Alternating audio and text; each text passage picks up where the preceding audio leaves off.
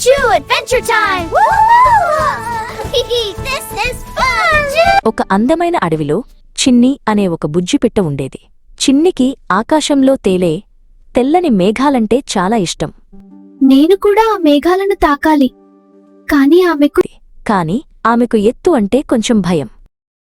చిన్ని తన గూడు నుండి ఆకాశంలోని పెద్ద పక్షులను చూసేది. అవి ఎంత ఎత్తుకు ఎగురుతున్నాయి? నేను అంత దూరం వెళ్ళగలనా? చిన్ని తన రెక్కలను చూసుకుని నిట్టూర్పు విడిచింది. అప్పుడు చిన్ని స్నేహితుడు చిరు అక్కడికి వచ్చాడు. చిరు చాలా ఉత్సాహవంతుడు. ఏమైంది చిన్ని, ఎందుకలా ఉన్నావు అని అడిగాడు. చిన్ని తన మనసులోని భయాన్ని చిరుతో చెప్పింది. భయపడకు చిన్ని, ప్రయత్నిస్తే ఏదైనా సాధ్యమే. నీ రెక్కల మీద నీకు నమ్మకం ఉండాలి. అవును చిరు, మనం మెల్లగా మొదలు పెడదాం అని చిరు ధైర్యం చెప్పాడు. చిన్ని మెల్లగా తన రెక్కలను విప్పింది. చిన్ని మెల్లగా ఒక చిన్న కొమ్మమీద నుండి ఇంకో కొమ్మమీదకి దూకడం మొదలుపెట్టింది. చిరు ఆమె వెంటే ఉండి ఆమె పడిపోకుండా ప్రోత్సహించాడు. చూడు చిన్ని, నువ్వు చేయగలవు! అరిచాడు.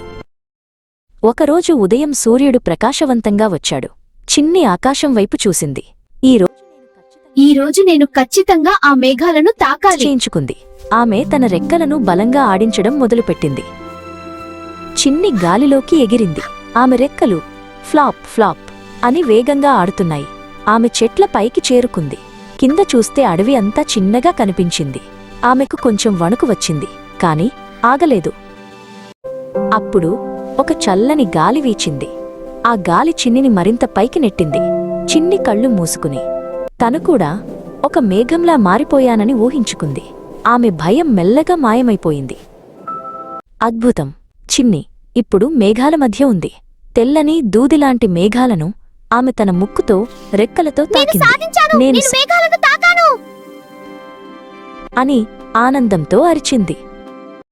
చిన్ని తన భయాన్ని వీడి విజయం సాధించింది. పట్టుదల ఉంటే ఏ కల అయినా నిజమవుతుందని ఆమెకు అర్థమైంది. చిన్ని మరియు చిరు ఇప్పుడు ఆకాశంలో స్వేచ్ఛగా విహరిస్తూ చాలా సంతోషంగా ఉన్నారు.